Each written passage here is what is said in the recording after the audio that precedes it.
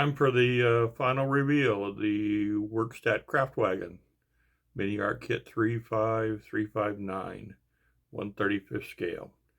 I believe I've got it all done. I finally run out of parts, so I guess it's finished. Anyway, here we go.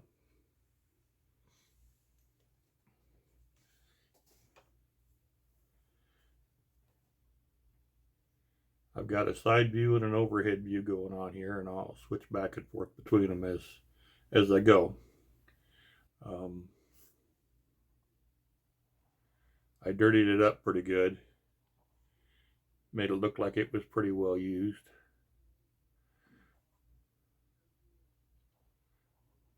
Yep, my bucket fell over in the back. I'll have to fix that, and that moved.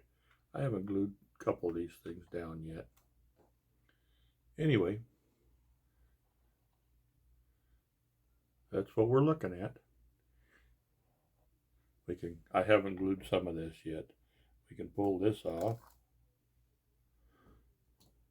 And we can pull this off.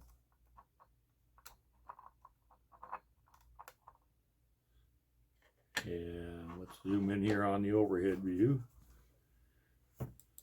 Inside the back of the vehicle, I can show you real quick. We have a drill press, a grinder, a vise, and the toolbox full of tools. On this side we have a bucket with some, well, you can't see the bucket. We got a bucket with some tools in it there, another cabinet with a torch, and then a long cabinet here with some tools on it, an air compressor, a anvil, and another toolbox. And on the other side we have our ladder. Here's a shot from the back. Rust oxide.